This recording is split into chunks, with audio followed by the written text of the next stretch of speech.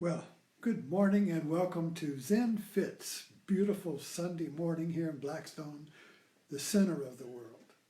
And you too are the center of the world. So the title of this talk is, Are you ready for a bigger pot? it's and Pot is a metaphor here. So let's get started. Started off this morning in my meditation. I had this kind of like this little dream or vision, I don't know. But I was, my father was driving a car and was turning around or something. We pulled off the road on this kind of a sandy slope of a beach, and he started getting stuck. And so I got out and took over to drive. And then that was it. So I came downstairs to my computer, and you know how Facebook will come up with, let's celebrate the memory of a friend. It's been 5 years since you were friends with Swami Rama of Ram Kunj. See, here, right there. And well, that's interesting, I thought, because Rama died in 1970. So I mean, I comment on, he has there's his followers in India there's an ashram. Swami Rama was a yogi master, and there's an ashram there, and they keep his memory alive and do ceremonies, and there's a website, you know. But that's it. I mean, he's not a active friend, so to speak. However, there he was. Celebrate your friendship with Rama.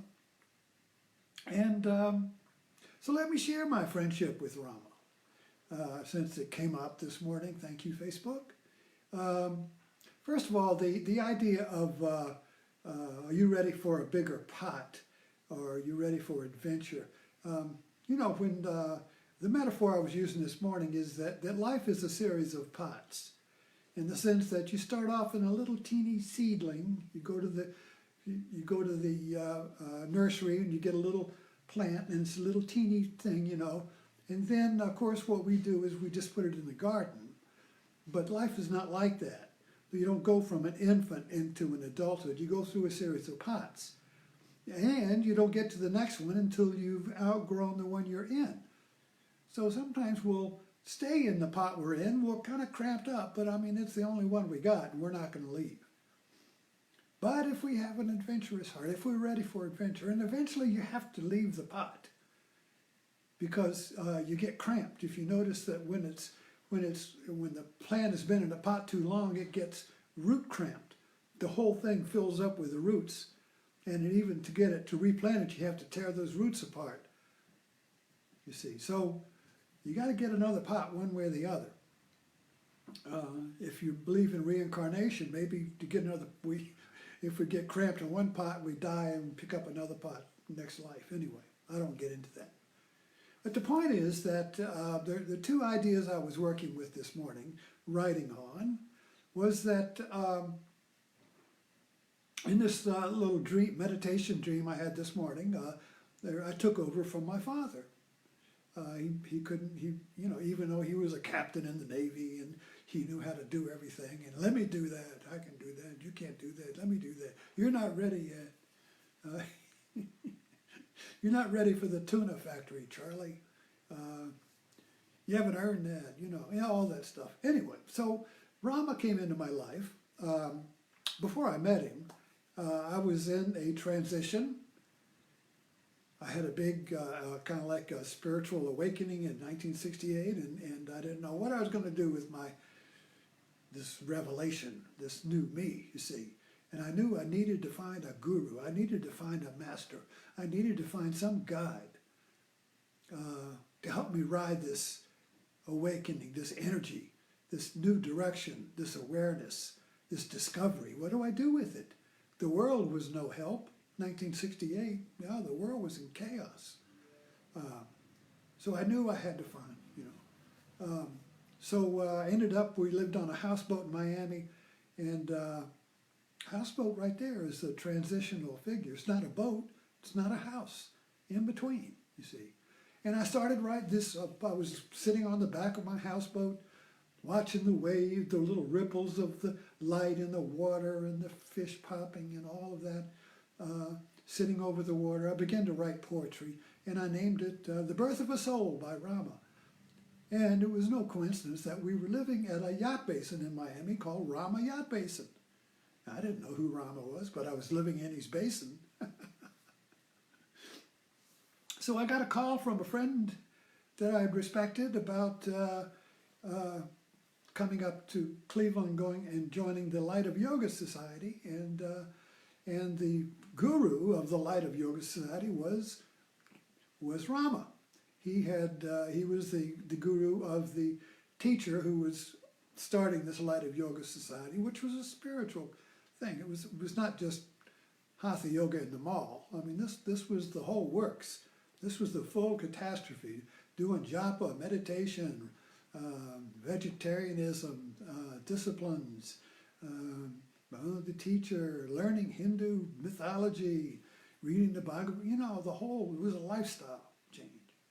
So I was told that Rama was going to be at a house in Pennsylvania, so I went up there to see him. And I just did that, and I walked into the room, and he was standing there by himself, in his white clothes. And I just went up to him and took a knee and bowed right there. I didn't know what I was going to do, what to say. It was like a night.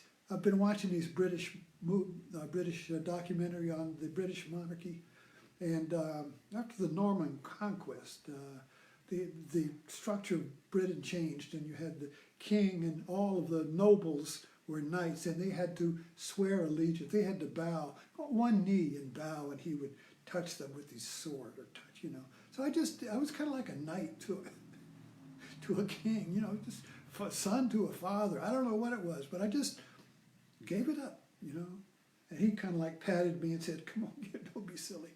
Don't be silly, get up here." And so, we didn't, I was kind of like in awe, struck, kind of like if you meet a movie star. So when I was walking to tea that afternoon with him, I was only there, it was just me and another fellow who was there. He was stopping over. A hologram of my father rose out of him, walking next to him, and hovered there, and then went back into him, just like the hologram in Star Wars. Remember when that first appeared? Whoa, what was that? I asked him, and he didn't say anything. You'll find out. So anyway, I went back to Cleveland, and it wasn't too long after that. A year maybe, I don't know. I was called, and he said Rama had died. But I knew I'm jumping ahead. Forget me. So anyway, I'm just talking about this, just meeting Rama. Okay. So I think what I wanted to work on here was the archetype of the guru, this kind of a master or a guru. And how is it that the hologram of my father came out of Rama and went back into him? Was he my father? Was I, my father had been a naval captain. And he was at home, he was the captain. And I was kind of like the seaman. And I never felt that, he was always at sea, so he didn't know what to do. But anyway, I never really measured up. And so that whole idea of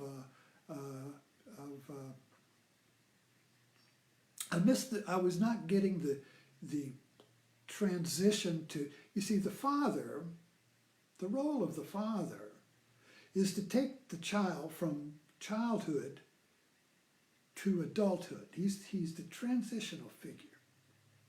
Because the child is in the world of the mother, childhood. It's a small pot. But when you're getting ready for a bigger pot, there's going to be a transitional period, and then you get to the bigger pot. Well, we call that transitional period adolescence. However, in our society, adolescence can go all the way to 50, and it could be your whole life. But anyway, it's a transitional period, and then you got what Carl Jung called individuation, a mature, functioning, self-sufficient adult mind or consciousness. So you got the child mind. Child mind is a mythological mind, a story mind, teddy bears, everything is animated, magical. Adolescence, very confusing, transitional. 1 foot in the child, 1 foot in the adult. Wah, wah, wah, wah, wah. And then you got the adult, you see. So you have to have a guide when you're going from one pot to another because there's nothing there. You don't know who you are. Everything, when the child's anchor is the mother. But what is the adult? Where is the anchor? Where is the stability when you're making the transition? So this is where the idea, the archetype of the father comes in. The father as a guide to the next level, the next pot, the next world, your higher order, your purpose, you see. So that's why the father and guru are the same in that sense. We talk about the guru and all that. You say, no, it's an archetypal figure. And when you are ready, you see, when you're ready to leave one pot and go to your next bigger pot, you need a guide. And that guide can appear in many forms. The movie, friend, a priest, a therapist, a boss, whatever you need. And so I'm like kind of lumping it all together. I'm making it. So this father archetype, Yoda in Star Wars or Obi-Wan Kenobi, they're all in the movies. The father is an archetypal guide who is going to lead the aspirant, the hero to the next level. And I remember, when I've talked about being in submarines, and when a submarine, particularly the electric diesel boat that I was on, when it's a surface ship, it's very stable. When it's an undersea craft, it's very stable.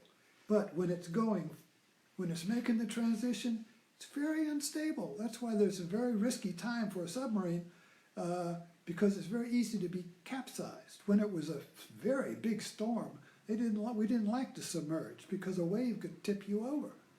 Your ballast is you're half surface and half undersea boat. So you're kind of like in that in-between stage.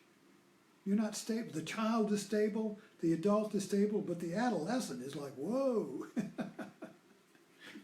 You need stability there. You need something to hang on to, but at the same time, to lead you. So anyway. So I'm talking about Rama and the guru and this idea of the transference, even in therapy. That's called transference in therapy, where the therapist knows that if this patient who is in a neurosis or a complex and wants to get to a healthy, normal psyche, the therapist is there as a guide, and there will be a transference where the patient identifies with the therapist to get through and then the therapist lets him go. If the therapist doesn't let go of the transference, he becomes a cult leader. You see? So a cult leader is an archetypal father who doesn't let go of the child and keeps him in his family or mother. He just creates another mother, you see, another womb, another pot. And the cult leader then keeps you in that pot so he can get the energy and the inflation of all the people in his pot. But anyway, but you see the point here?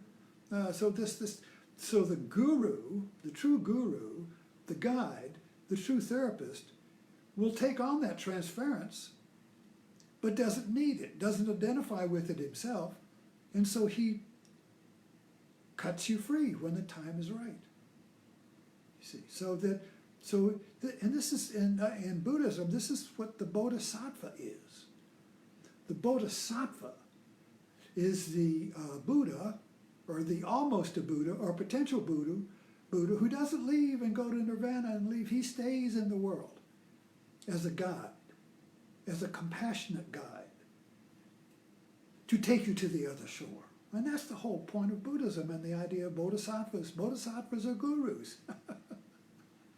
or archetypal fathers who are guides to take you to your other shore. Because you know, when you're going to the other shore, you don't know what it is. The caterpillar has no idea what a butterfly is, yet it goes into the transitional cocoon, you see. So our consciousness is like that. Our consciousness is in a pot, a world pot, a religion, a cult, an ideology, a fixed place, a hometown. A lot of our movies are about leaving hometown. Many stay, somebody leaves. They go out and have adventures. They come back. Everybody's just like they were, like frozen in time. Still talking about the same thing. Still in high school. And they've gone on and had adventures and come back. Very common theme. Very common theme. So anyway, I'm just sharing my little thank you Facebook for celebrating my friendship with Rama on the very morning that I had a dream about my father. And so this kind of like stirred all these ideas and these connections that I'm sharing with you. So if you're ready for a bigger pot, the Father will come in some form or another. Maybe a movie, a friendship, a boss, somewhere. The guide will come. If you're ready for adventure, if you're ready for adventure in a bigger pot. Thanks for dropping in.